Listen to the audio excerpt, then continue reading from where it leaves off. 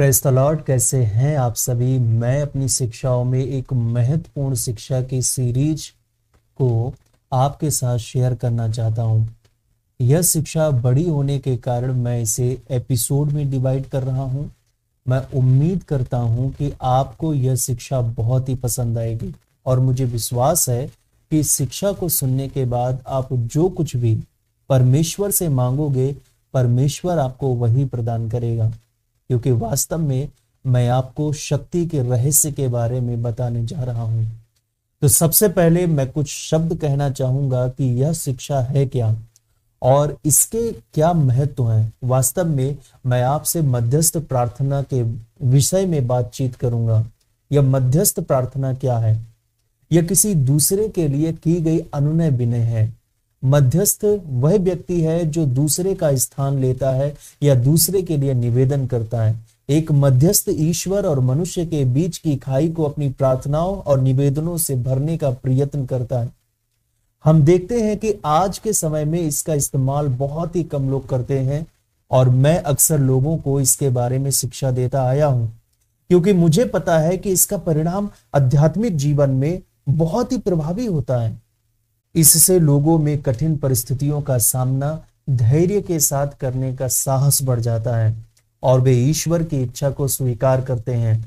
ये एक ऐसा विषय है जिसमें मेरी व्यक्तिगत रुचि है।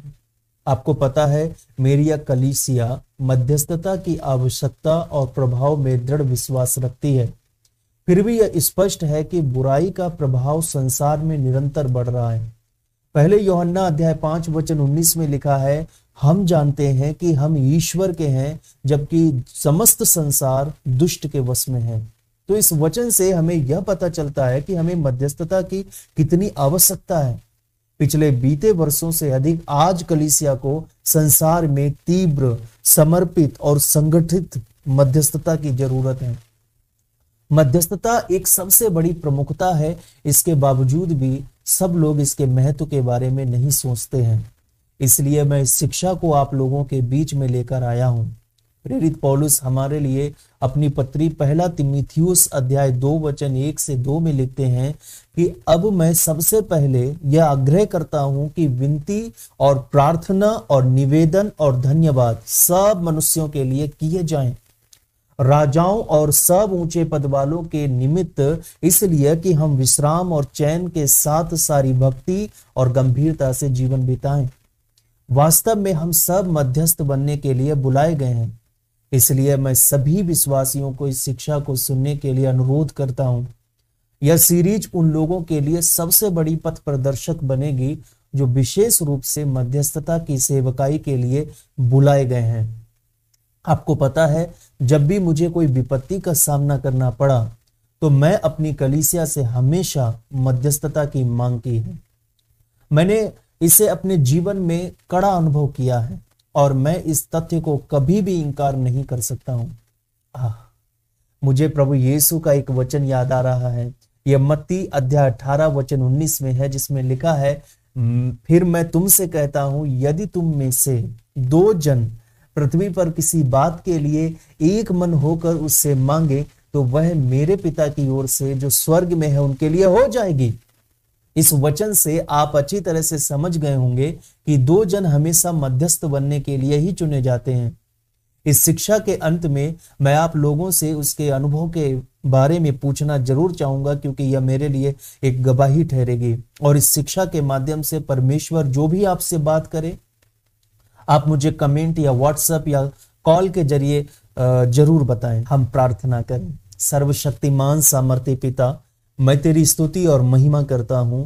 आज की इस अद्भुत शिक्षा की शुरुआत मैं तेरे नाम से कर रहा हूं और मुझे विश्वास है कि पिता तू अपने नाम की महिमा के लिए शिक्षा का इस्तेमाल करेगा।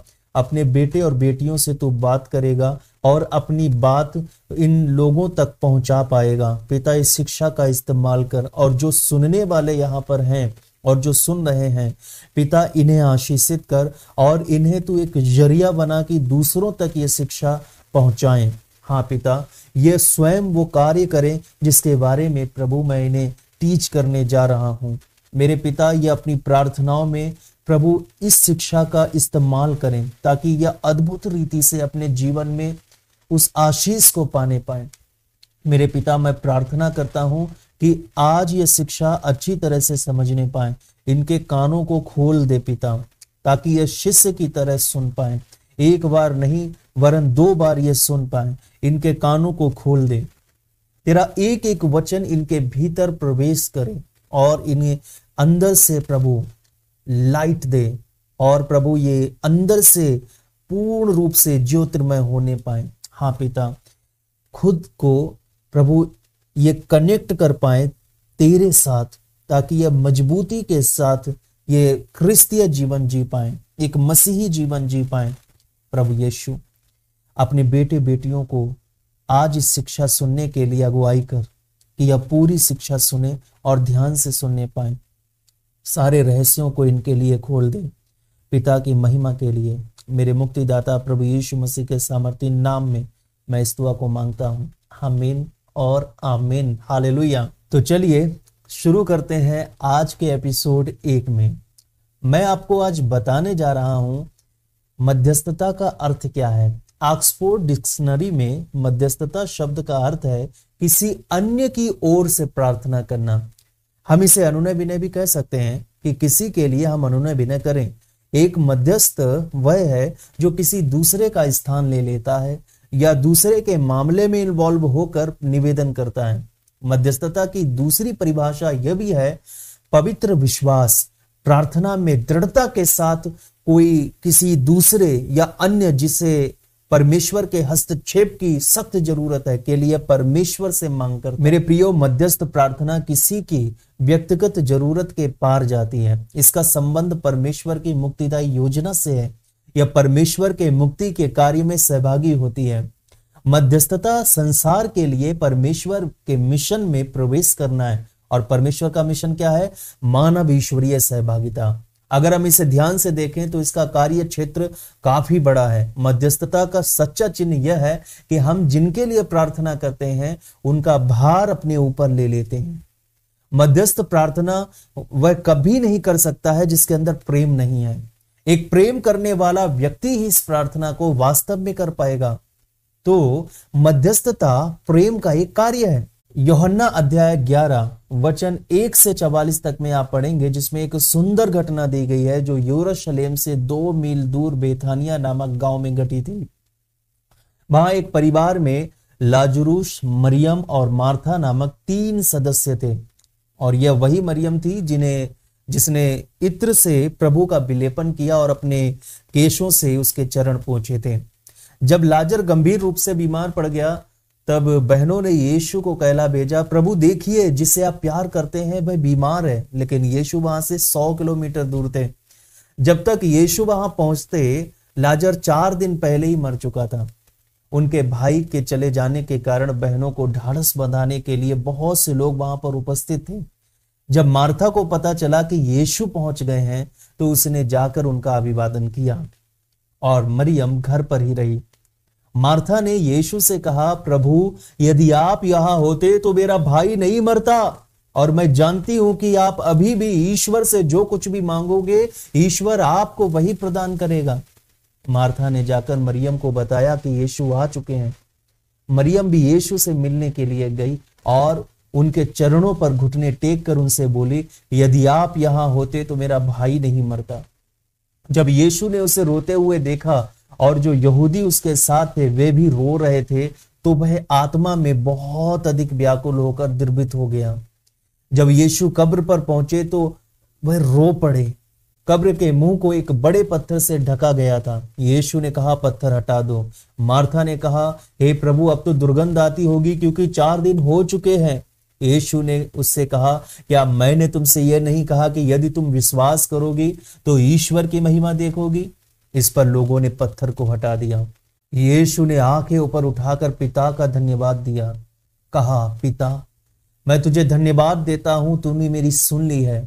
और उसने ऊंचे स्वर से पुकारा, लाजरूस बाहर निकला, और वह मृतक बाहर निकल आया।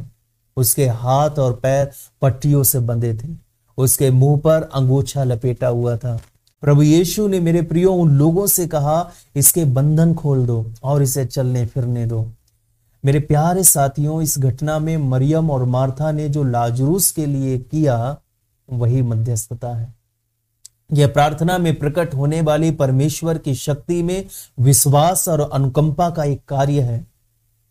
अब मैं बात करता हूं निवेदन और मध्यस्थता के बारे में। निवेदन की प्रार्थना में व्यक्ति या एक दल किसी दूसरे व्यक्ति या एक दल के विशेष जरूरत या परिस्थिति के लिए प्रार्थना करते हैं, लेकिन निवेदन में शब्द के क्षेत्र बहुत सीमित होते हैं।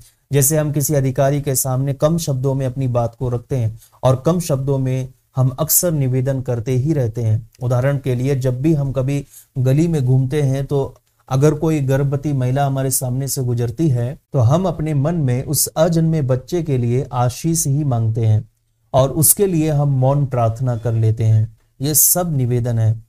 या मैं कभी भी अस्पताल के सामने से गुजरता हूं तो वहां भर्ती हुए सभी मरीजों के लिए जो भयंकर बीमारियों से ग्रस्त हैं, मौन प्रार्थना कर लेता हूं।